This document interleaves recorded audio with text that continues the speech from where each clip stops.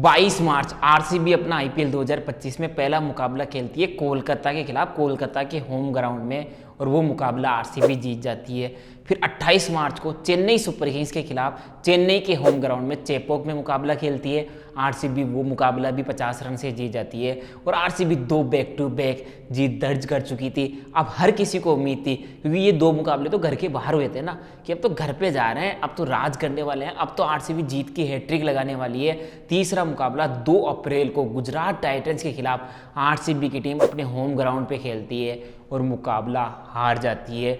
फिर चौथा मुकाबला अब वापस घर से हार जाती है 7 अप्रैल को मुंबई इंडियंस के खिलाफ, और वो मुकाबला 12 रन से आरसीबी की टीम जीत जाती है। फिर घर पे आ रहा, फिर घर के बाहर गई, वापस जीत गई। तो लोगों को उम्मीद थी कि यार गुजरात वाला मुकाबला, एक मुकाबला तो हार ही सकती है घर पे, बैक टू बैक नहीं जीत सकती। अब वापस बाहर जाके मुंबई को हरा दिया है, तो अब वापस जब घर आ रही है तब मुकाबला जीतेगी। 10 अप्रैल को दिल्ली कैपिटल्स के खिलाफ मुकाबला खेलती है और वो मुकाबला भी आरसीबी अपने होम ग्राउंड चिन्नास्वामी स्टेडियम में हार जाती है। तो बाहर जीत रही थी, फिर घर पे हार रही थी। 5 मुकाबले हो चुके थे, फैंस की उम्मीदें टूट रही थी कि यार 2 मुकाबले हार चुके हैं, कहीं आरसीबी का समीकरण ना बिगड़ जाए। फिर आरसीबी जाती है वापस घर से बाहर, और इस बार राजस्थान रॉयल्स का होम ग्राउंड रहता है, 13 अप्रैल का वो दिन रहता है, और फिर आरसीबी की टीम घर से बाहर जीत जाती है। फिर यार घर से बाहर 4 मुकाबले जीत लिए, 2 घर पे हार गए, चलो यार 2 ही मुकाबले हारेंगे, अब हार की हैट्रिक थोड़ा ना लगेगी घर पे। तीसरा मुकाबला आरसीबी अपने घर पे खेलती है, 18 अप्रैल का वो दिन होता है, बरसात की वजह से मुकाबला छोटा होता है, 14 ओवर का मुकाबला होता है, और पंजाब किंग्स के खिलाफ आरसीबी अपने घर पे एक बार फिर मुकाबला हार जाती है। 3 बैक टू बैक मुकाबले आरसीबी अपने घर पे हार जाती है।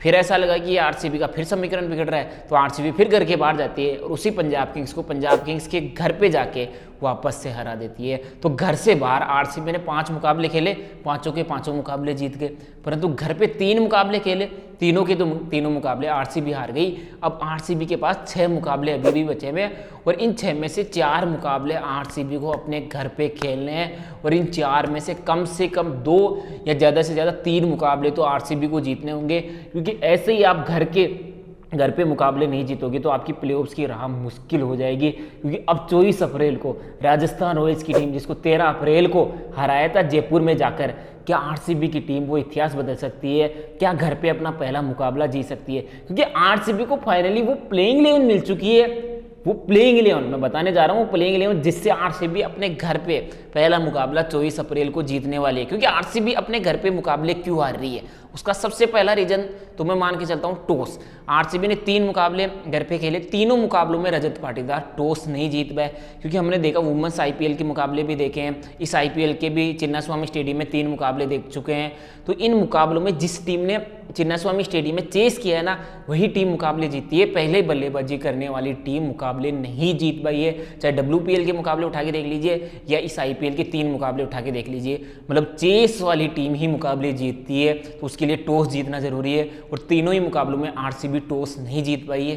पर तो यार टॉस तो अब आरसीबी के हाथ में तो है नहीं ना यार भाई। अब रजत पाटीदार जाए, सिक्का उछाले और हम टॉस जीत जाए, वो तो किस्मत के भरोसे है ना, उसके भरोसे तो आप डिपेंडेंट नहीं रह सकते कि आप टॉस जीतोगे, चेस करोगे और आप मुकाबले जीत जाओगे। क्योंकि घर के बाहर जब गई है तो वहाँ पे पहले बल्लेबाजी करके भी मुकाबले जीते हैं, जैसे चेन्नई के खिलाफ पहले बल्लेबाजी करते हुए मुकाबले जीते, मुंबई इंडियंस के खिलाफ पहले बल्लेबाजी करते हुए मुकाबले जीते। तो ऐसा तो है ही नहीं कि आरसीबी जितने भी मुकाबले जीतती हुई आई है वो केवल चेस में ही जीतती हुई आई है, वो पहले बल्लेबाजी करके। जब घर के बाहर आप जीते हो तो आप घर पे क्यों नहीं जीत रहे हो?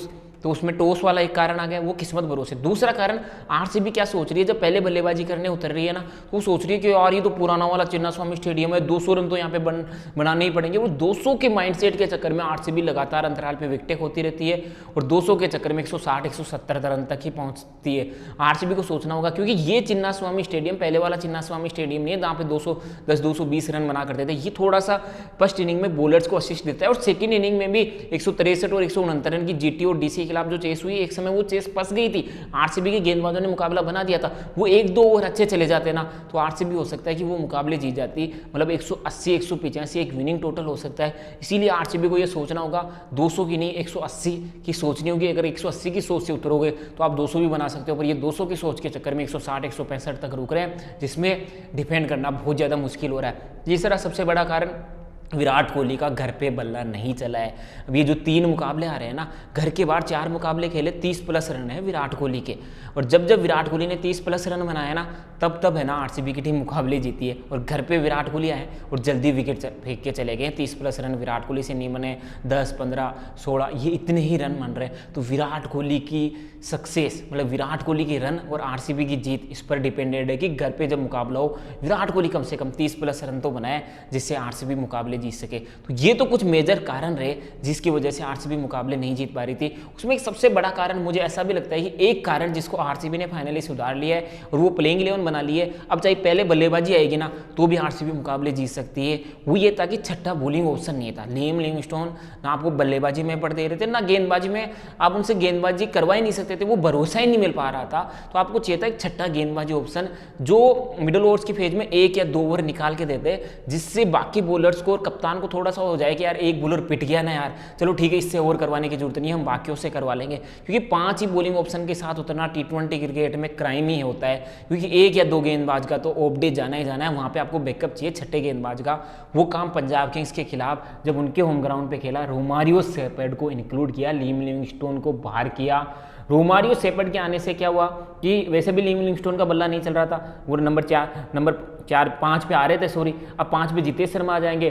जो लिम लिविंगस्टोन काम कर रहे थे, जिस पोजीशन पे आ रहे थे वहाँ पे टिम डेविड आ जाएंगे और टिम डेविड वाला काम रोमारियो सेपर्ड कर देंगे, क्योंकि रोमारियो सेपर्ड भी तो बल्लेबाजी कर सकते हैं। अब विराट 60 ओपन करे, नंबर 3 देवदत्त पडिक्कल, नंबर 4 फिर रजत पाटीदार, फिर नंबर 5 पे टिम डेविड। और अगर जल्दी विकेट 10 ओवर पहले विकेट गिर जाते हैं तो वहाँ पे कुणाल पांड्या भी आ सकते हैं, कुणाल पांड्या की बल्लेबाजी को भी यूटिलाइज करना होगा।